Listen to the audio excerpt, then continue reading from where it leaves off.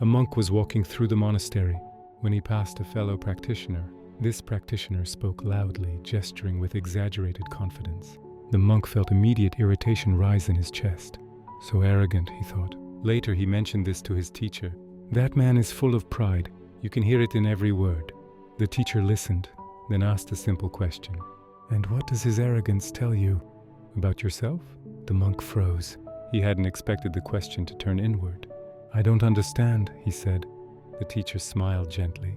We rarely do, but the things that bother us most in others are often the things we haven't faced in ourselves. We have a strange asymmetry in how we see the world. We notice our own qualities, our strengths, our intentions, the things we're trying to do well, much faster than we notice our flaws.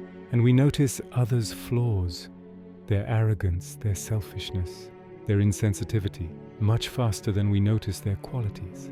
This isn't malice, it's just how perception works. When we're not paying attention, we give ourselves the benefit of context and compassion.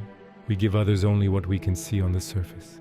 So when you encounter someone and something about them irritates you, maybe it's the way they speak, too loud, too certain, as if their opinion is the only one that matters. You notice immediately. You catch the arrogance in their tone, the exaggeration in their gestures, the subtle self-importance woven through their words. And in noticing this, you're actually receiving information, not just about them, but about what they value, what they think of themselves, what they're trying to prove or protect. But here's where the teaching deepens. That same irritation, that sharp recognition of arrogance in another person, is also a clue, a mirror, because we tend to be most bothered by the things we carry within ourselves, but haven't fully acknowledged. The qualities we criticize most harshly in others are often the ones we're uncomfortable seeing in our own reflection. This doesn't mean that everyone who annoys you is showing you a hidden part of yourself. Sometimes people are just difficult. Sometimes behaviors are genuinely harmful and worth calling out.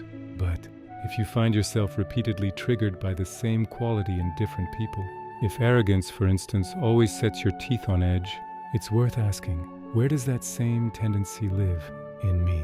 Maybe you don't express it the same way. Maybe you're not loud or boastful. But do you ever feel secretly superior? Do you dismiss others' ideas a little too quickly? Do you cling to being right, even in small conversations?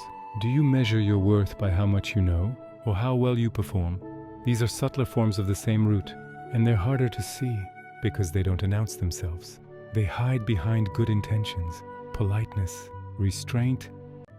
But the irritation you feel towards someone else's arrogance is often your own unacknowledged pride rising to the surface in disguise. The Buddhist teachings talk about projection, the way we cast our unexamined shadows onto others, and then react to what we see.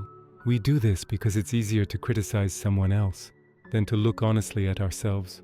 It's easier to say, that person is arrogant, than to sit with the uncomfortable truth. I too want to be seen as important. I too fear being dismissed. I too sometimes speak from a place of needing to prove something. But the moment you recognize this pattern, something becomes possible. Instead of just reacting to the irritation, you can use it. You can ask, what is this person showing me? Not about them, about me. What quality am I judging in them that I haven't fully owned in myself? And when you start to look, you'll often find it there, quiet and unexamined, waiting to be seen. This isn't about self-blame. It's not about deciding you're just as bad as the person who bothered you. It's about recognizing that we all carry the same human tendencies: pride, insecurity, the need to be valued, the fear of being small. The difference is only in how we express them and how aware we are of their presence. When you see arrogance in someone else, you're seeing a particular manifestation of something universal. And if it triggers you, it's because that universal something also lives in you, even if it wears a different face. The Zen tradition speaks of this as polishing the mirror. Every encounter, every irritation, every judgment is an opportunity to see yourself more clearly. The other person isn't your enemy.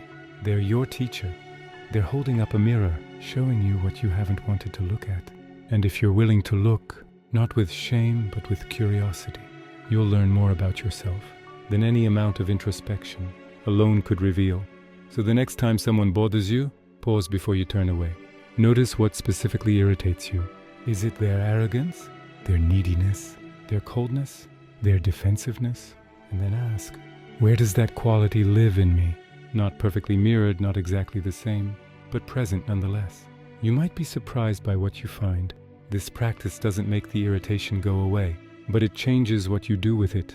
Instead of just judging the other person, you use the moment as information. You let it guide you inward. You discover parts of yourself you've been avoiding. And in that discovery, something softens. Because when you recognize that you too carry what you criticize, you become less harsh with them and with yourself. We all have arrogance. We all have selfishness. We all have blind spots and unacknowledged needs. The difference between those who grow and those who stay stuck is whether they're willing to see these things when life reflects them back. The world is full of mirrors. The question is whether you're willing to look. The monk sat quietly after his teacher's question.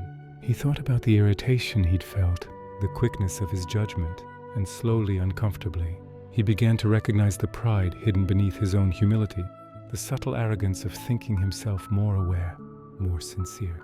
The teacher said nothing more. The mirror had done its work.